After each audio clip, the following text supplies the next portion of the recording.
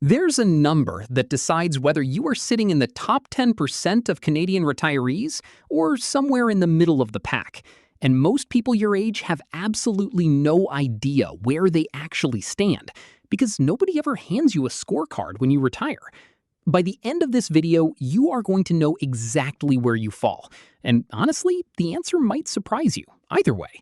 Before we get into it, hit subscribe because I break down the real numbers behind Canadian retirement that nobody else is willing to explain clearly. I know net worth can feel like an uncomfortable thing to think about, let alone talk about out loud. Maybe you grew up in a generation where you simply did not discuss money. Not with friends, not with neighbors, sometimes not even with your own children. So the idea of comparing yourself to other retirees might feel a little uncomfortable, even a little rude.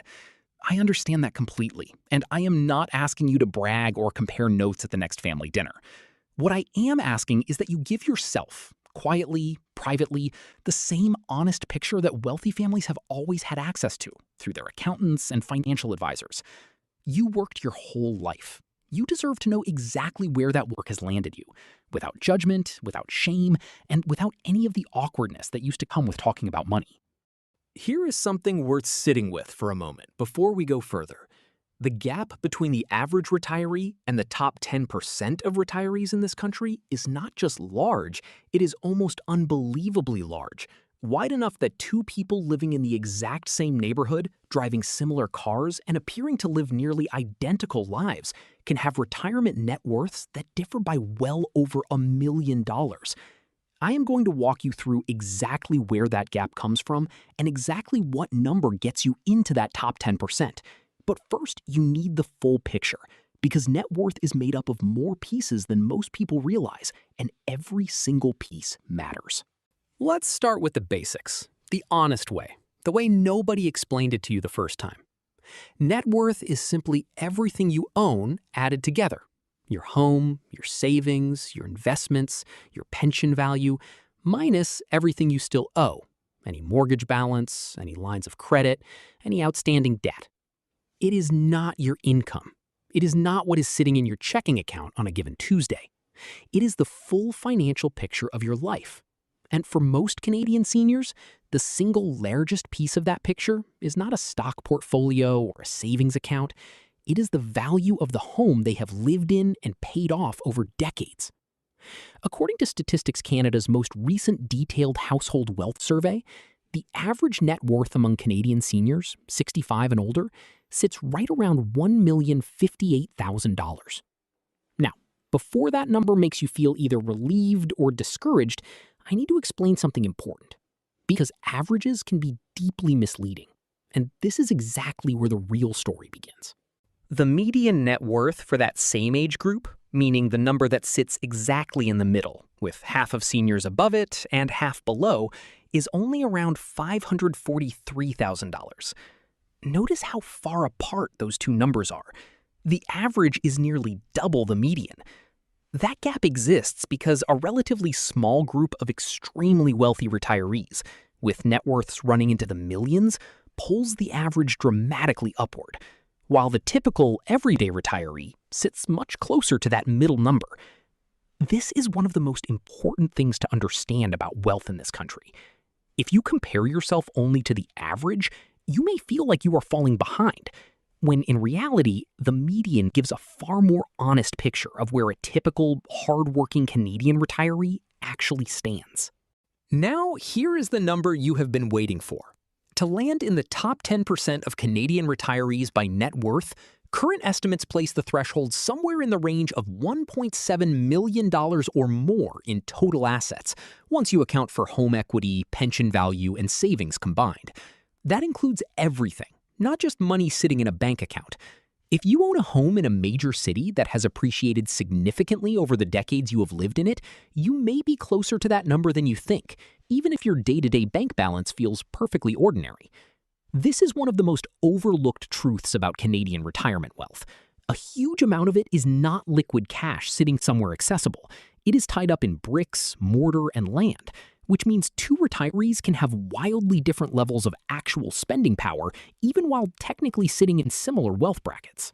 I want to open a second door here, because there is something surprising buried inside this data that catches almost everyone off guard, and I promised I would come back to it.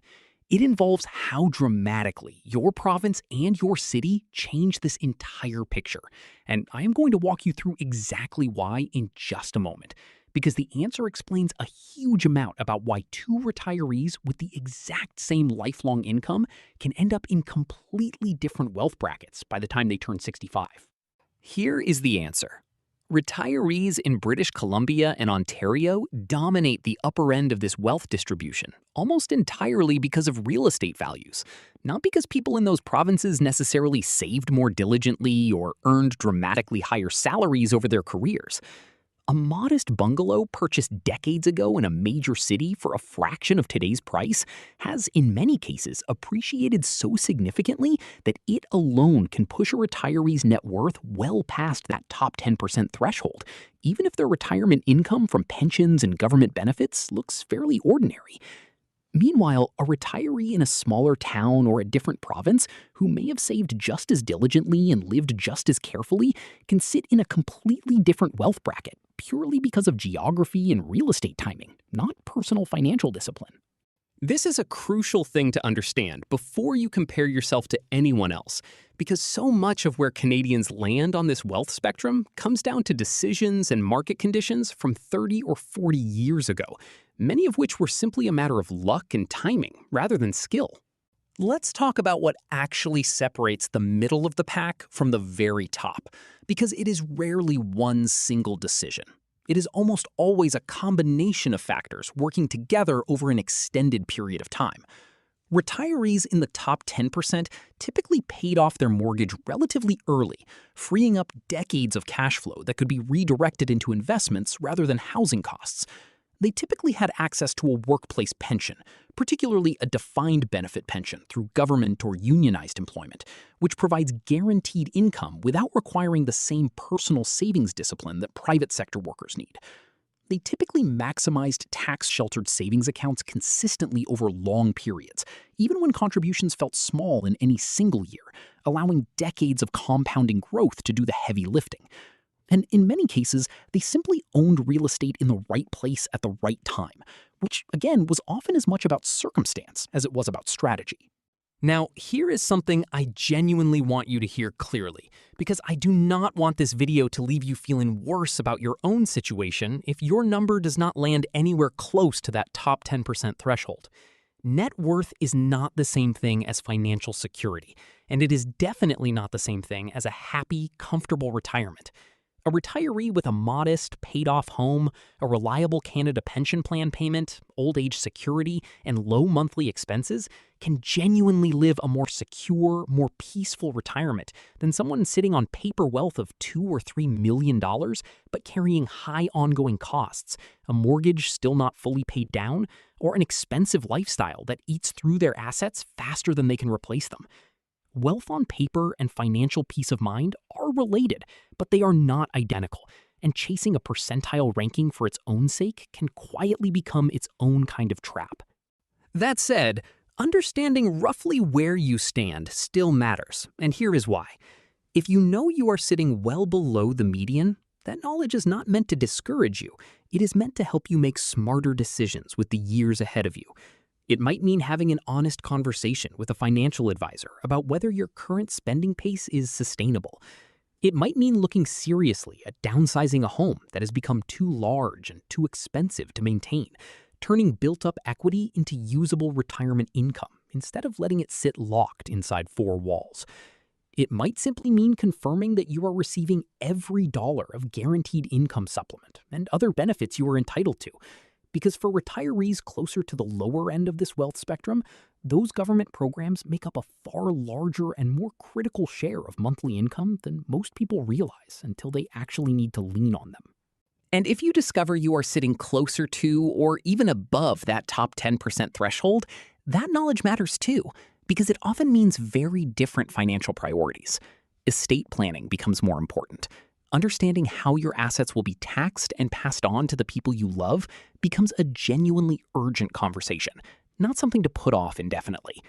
Decisions about gifting money to children or grandchildren during your lifetime, rather than waiting until after you are gone, deserve real thought, because timing can matter enormously, both for tax reasons and for actually being present to see the difference that support makes in someone's life. Wherever you land on this spectrum, here is the truth I want you to carry away from this video. Your worth as a person was never determined by a percentile ranking, and it never will be. This number is simply a tool, a piece of information that can help you plan more clearly for the years ahead. Nothing more and nothing less. You spent decades working, raising a family, paying into a system that did not always make things easy or transparent. And wherever your net worth landed as a result of that lifetime of effort, you have every right to feel proud of the path that got you here. There is one more piece worth understanding before we close, because it explains why this whole topic can feel so emotionally loaded in the first place. Most of us grew up believing that financial success was purely a reflection of hard work and good decisions, and for a portion of it, that is true.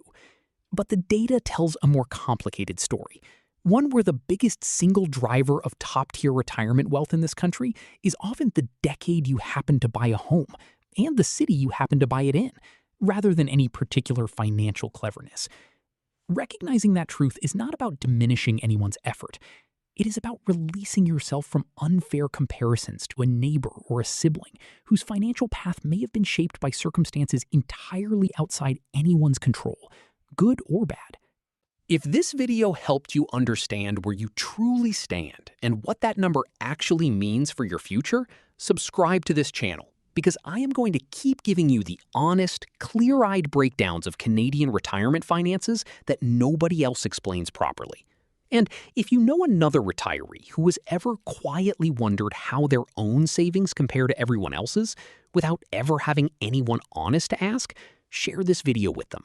Sometimes the most valuable gift you can give someone is simply the truth, delivered with respect, so they can finally stop wondering and start planning with real clarity.